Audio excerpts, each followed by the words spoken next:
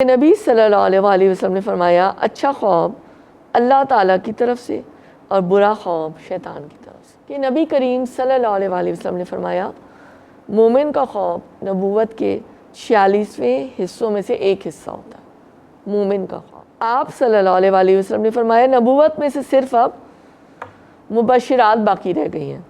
صحابہ نے پوچھا مبشرات کیا ہیں؟ نبی صلی اللہ علیہ وسلم نے فرمایا اچھے خواب. یہ صحیح بخاری کے 6990. ٹھیک ہے.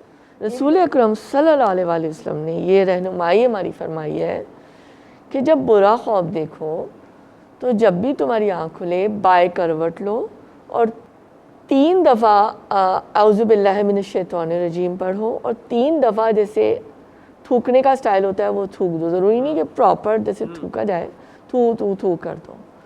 نبی صلی اللہ علیہ وسلم نے یہ گائیڈنس دی ہے. اور حدیث میں یہ بھی گائیڈنس دی ہے کہ اس کا ذکر کسی سے نہیں کرو. کسی سے ذکر نہ کرو. جمال الوجود بذكر الإله وتصفو الحياة بنور هدى.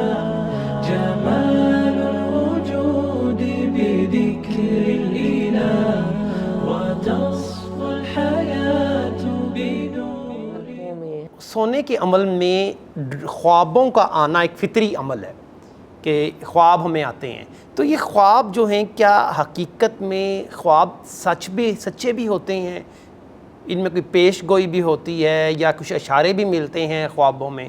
اس کے بارے میں ذرا وضاحت ہم جاننا چاہیں گے. انسان نیند کی حالت میں جو کچھ دیکھتا ہے جن حالات سے گزرتا ہے وہ خواب کہلاتا ہے. اور نبی صلی اللہ علیہ وسلم نے ہمیں دعا بھی سکھائی اللہم بسمک اموت و احیا. اے اللہ میں تیرے نام کے ساتھ مرتا ہوں اور تیرے نام کے ساتھ جیتا ہوں.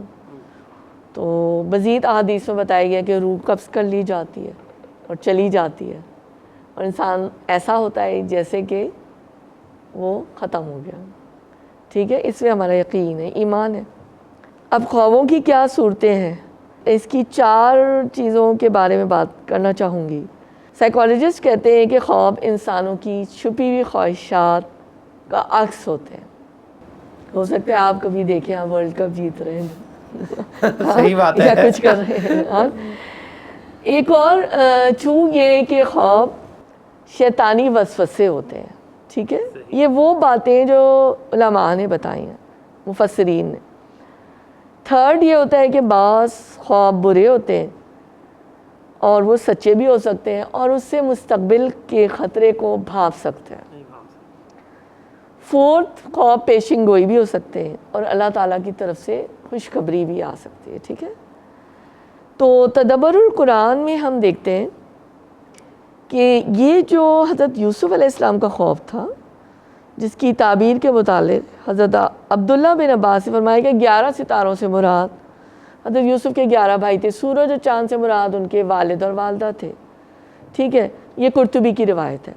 حضرت یوسف کی والدہ اگرچہ اس سے پہلے وفات پا چکی تھی لیکن ان کے والد نے ان کی خالہ سے جو ہے نکاح کر لیا تھا تو وہ بھی پھر والدہ ہی ہو گئی نا، زوجیت میں آ گئی. ان کو مائی کہا جائے گا. یہ خواب سیدنا یوسف کے ساتھ پیش ہونے والے واقعات کا مقدمہ ہے جس کی بنا پر وہ دنیا آخرت میں بلند مقام پر فائز ہوئے. یعنی ایک اس میں پیشن گوئی دے دی گئی تھی نا اور پھر وہ سچا ثابت ہوا اور پھر اللہ تعالیٰ نے ان کو کتنی بلندیاں عطا کی نا کہ وہ کامیاب بھی ہوئے نا. آپ نے جو سوال کیا ہے میں کچھ حدیثیں پڑھتی ہوں پھر تھوڑا سا اس کو بات کو سم اپ کر دوں گی. آپ کے سوال کا جواب بھی آ جائے گا اور ہم دیکھ لیں گے کہ ہم اس سے کیا اپنے لیے حاصل کر سکتے ہیں یا کیا سمجھ آئی ہمیں. حدیث میں فرمایا گیا ہے کہ سیدنا انس بن مالک نے اور ان سے سیدنا عبادہ بن ثابت رضی اللہ تعالیٰ نے روایت کیا ہے کہ نبی کریم صلی اللہ علیہ وسلم نے فرمایا مومن کا خواب نبوت کے 46ویں حصوں میں سے ایک حصہ ہوتا ہے. مومن کا خواب. صحیح بخاری حدیث نمبر 157. ایک اور حدیث سیدنا ابو ہریرہ رضی اللہ تعالیٰ عنہ نے فرمایا کہ میں نے رسول اللہ صلی اللہ علیہ وسلم سے سنا آپ صلی اللہ علیہ وسلم نے فرمایا نبوت میں سے صرف اب مبشرات باقی رہ گئی ہیں. صحابہ نے پوچھا مبشرات کیا ہیں؟ نبی صلی اللہ علیہ وآلہ وسلم نے فرمایا اچھے خواب. یہ صحیح بخاری کے 6990. ٹھیک ہے, یہ بھی تقریباً مطلب ایک ہی ہے نا. ایک اور صحیح بخاری کی 6984 حدیث ہے, ابو قتادہ سے روایت ہے. ابو قتادہ سے روایت ہے کہ نبی صلی اللہ علیہ وآلہ وسلم نے فرمایا اچھا خواب اللہ تعالیٰ کی طرف سے اور برا خواب شیطان کی طرف سے. ٹھیک ہے, اب جو پریکٹیکل پوائنٹ ہے وہ میں یہ بتانا چاہوں گی کہ یہ جو ہم خود سے تعبیر نکال لیتے ہیں نا خواب کی, اور خود سے پھر سب کچھ کر رہے ہوتے ہیں نا, تو خواب کی تعبیر جاننا ایک پورا علم ہے. لوگوں نے اس میں زندگیاں لگا دی ہیں. جب بھی کوئی خواب دیکھیں, ایک تو حدیث میں یہ بتانا چاہوں گی کہ حدیث کے مفہوم کے ذریعے سے رسول اکرم صلی اللہ علیہ وآلہ وسلم نے یہ رہنمائی ہماری فرمائی ہے کہ جب برا خواب دیکھو تو جب بھی تمہاری آنکھ کھلے بائیں کروٹ لو اور 3 دفعہ اعوذ باللہ من الشیطان الرجیم پڑھو, اور 3 دفعہ جیسے تھوکنے کا سٹائل ہوتا ہے وہ تھوک دو. ضروری نہیں کہ پراپر جیسے تھوکا جائے, تھو کر دو. نبی صلی اللہ علیہ وسلم نے یہ گائیڈنس دی ہے. اور حدیث میں یہ بھی گائیڈنس دی ہے کہ اس کا ذکر کسی سے نہیں کرو, اور میں نے جو کتاب اس کی پڑھی ہوئی ہے اور جو علم اس کا میں نے میگر سا تھوڑا سا علم حاصل کیا ہے, تو اس کے اندر انہوں نے جو ہے نا جو واقعات سچے احادیث سے پوری کوٹڈ, کہ جن لوگوں نے بیان کر دیا نا برا خواب تھا, برا بتا دیا, تو نبی صلی اللہ علیہ وسلم نے اس لیے روکا ہے کہ وہ سچ ثابت ہو جاتا ہے. اور احادیث میں اس کے پورے واقعات تھے. انہوں نے ایسے اس کو ایکسپلین کیا ہے, جن عالم کی میں نے وہ کتاب میرے پاس ہے نا. تو دیکھیں اس میں حکمت ہے, ہمارا فائدہ ہے. اچھا, اس میں عمل باقاعدہ کرنا چاہیے.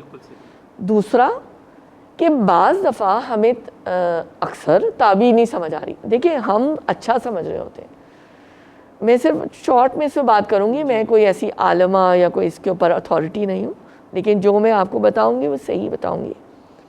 کہ بعض دفعہ ہم کوئی چیز کو بہت اچھا سمجھتے ہیں اور اس کا مطلب کچھ اور ہوتا ہے. بعض دفعہ کوئی بری چیز ہمیں دکھتی ہے, اس کا مطلب بہت اچھا ہوتا ہے. جی, اسی لیے پورا یہ علم ہے. ایک تو کسی کو بیان نہ کریں, اور اگر کوئی بہت اچھی آپ کو خوشخبری نظر آئی ہے, حدیث کے ذریعے سے میں آپ کو بتا رہی ہوں ہر بات, ٹھیک ہے, اس کا مفہوم مظاہرے میں بیان کر رہی ہوں, کہ وہ آپ صرف اس کو بتائیں جس کا آپ کو یقین ہے کہ یہ آپ سے بہت محبت اور بہت مخلصانہ تعلق ہے. کوئی آپ کا عزیز دوست ہو سکتا ہے, یا والدین یا اولاد یا کوئی بھی بہن بھائی, اگر آپ کو یقین ہے. ورنہ بہتر ہے کہ آپ نہ بتائیں, اس پہ بھی کوئی نظر یا اس طرح کا معاملہ ہو. چاہے خواب اچھا ہو یا برا ہو, کسی سے شیئر نہ کریں. جی, اچھا ہو تو صرف مخلص جس پہ آپ کو یقین ہے جی, آپ اس کو بتا سکتے ہیں, اس کے اچھے اثرات ہوں گے جو ہمیں حدیث میں رہنمائی کی گئی ہے. برا تو بالکل ہی نہیں بتانا, صدقہ دینا ہے, اور اگر آپ کو صدقہ دے دیں اللہ کی راہ میں جس بھی شکل میں, پیسے کی شکل میں, مال کی شکل میں, کسی کی ضرورت پوری کر لیں. جمال الوجود بذكر الإله